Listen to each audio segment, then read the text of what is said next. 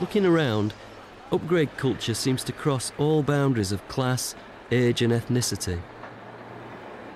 Perhaps it's been fueled by the wealth that this country has enjoyed in recent years. When I was young, money was much tighter and there was far less choice.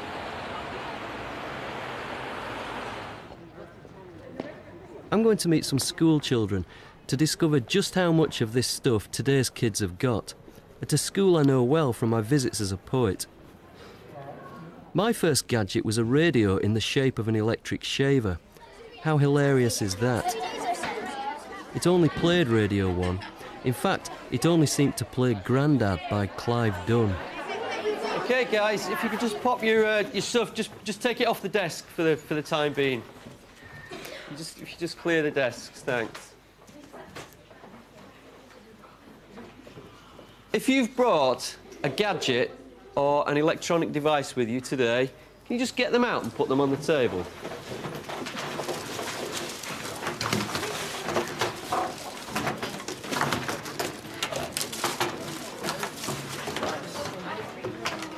I'm gobsmacked by the amount of stuff the children have brought in today to show me. Holland Park School is a diverse inner-city comprehensive, and the pupils here come from every social background. What, is that a special cover you've got for us? Yes. Oh, that's pretty cool. You can put music and stuff. You watch videos on that as well? These kids are 11 and 12, but a remarkable 49 out of 50 own a mobile phone. Only a handful don't have the latest MP3 player or games console. And every child here owns a digital camera. You can't help thinking that gadgets are actually part of their identities. Is it cool to be the same as everybody else, or is it cool to be different? I mean, could you be, like, really cool by not having a phone? If you have a phone, then it's cooler than not having a phone, but it's also cool to have a different phone to your friends. People like to compare their phones. For just like earlier, me and Dan, we were just comparing our phones, comparing the different features on our phones, such as the camera, the games, downloading off the internet and things like that. What is the ultimate gadget? What is the best gadget to have? iPhone. The iPhone. Yeah, it does everything. So even though nobody here has got an iPhone, you've all heard of it? Yeah. You all know what one is, and you all desire one? I don't think I really need one at this stage in life. Maybe you're in denial about it, but secretly it's the thing that you desire more than anything. Not really.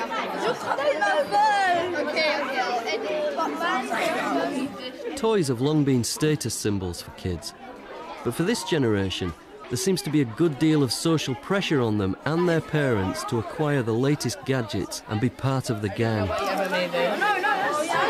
It's also really interesting to see what a social tool they are.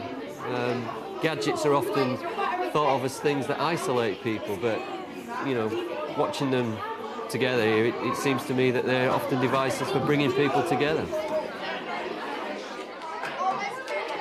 I thought it would be fun to see how many of the children could recognise a portable music device from my youth. Has anybody got one of these? No. What is it? What do you think it is? I think it's a computer. You think it's a computer? Like one of the first computers ever made inside the box. It looks like it could be like some big chunky laptop in its case. I think it's a radio, and it might be like you can sit on it while listening to music. Pretty comfy. Yeah. What do you think it is? It's a music player, one of those old-fashioned things. I don't know what's called. A gramophone? Yeah. Yeah. Rihanna. Madonna. Oh. When you like press a button, this comes up. No, because this thing like moves, then it takes it, and then it puts it. This thing. Wait, we got it's moving. Whoa. It's moving right at the edge. Wait, don't do it too hard. Don't do it too hard. I'm ruining it.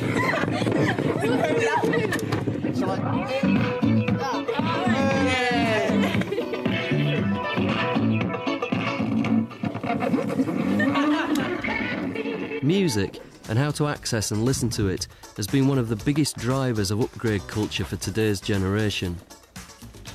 For me, music has always been a kind of fuel that powers your daydreams.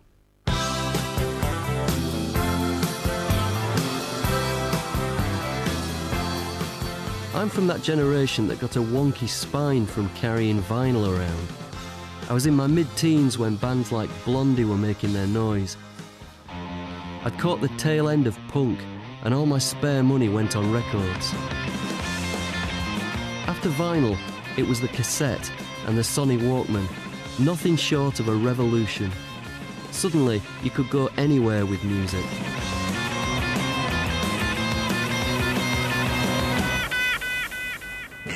Then it was CD, mini-disc, and finally the digital MP3 player, dominated by one particular brand. This is ground control to Major Tom. The iPod was a quantum leap in listening to music. Suddenly you could have 10,000 songs on this little device. And the comparison used to be with a cigarette packet that you could just drop in your top pocket. I used to think of it as like a little block of Kendal mint cake sat there. And with these headphones, it was like music playing directly into your thoughts. It was music being mainlined straight into your imagination. The classic iPod will always be white. Tom Dunmore is a gadget guru and the editor of Lads gadget magazine, Stuff.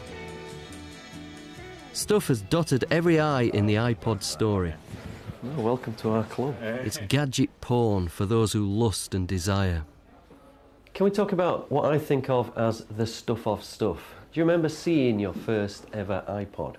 I remember it really clearly, actually, because I went to the Macworld exhibition in London, and it was the first day it was on sale. It had already been out in America, but not for very long.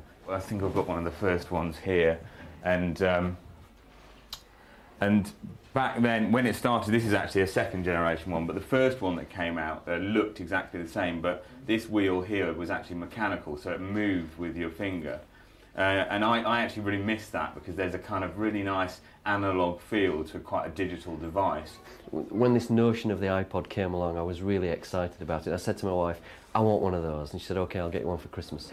And I still use the one that I got all those years ago, so I guess this is a kind of a original, is it? Yeah, that's a third generation iPod. Third generation, is it? Third generation, yeah. So that came after this one. Tom walked me through the whole evolution of the iPod upgrades. They've come thinner and faster, 6 generations of the iPod Classic since 2001, each smaller with a bigger memory or more features. Of course, there are other MP3 players, brands like Sony, Creative or Philips, but for me, it's the iPod that is synonymous with upgrading. Is it fair to say that we've been living through a revolution, a digital revolution? Absolutely. I mean, it's not only been a digital revolution, it's gone hand in hand with a design revolution. I think the two are really interlinked.